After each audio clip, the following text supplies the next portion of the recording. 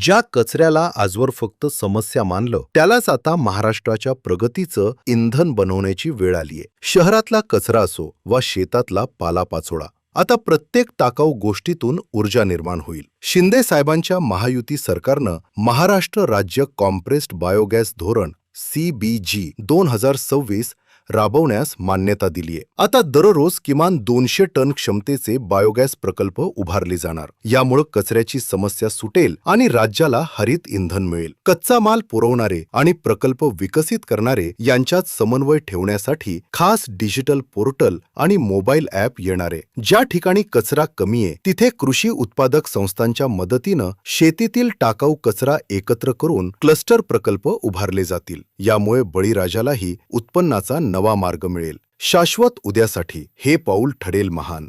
Green Maharashtra हाच तर आहे आपला खरा स्वाभिमान.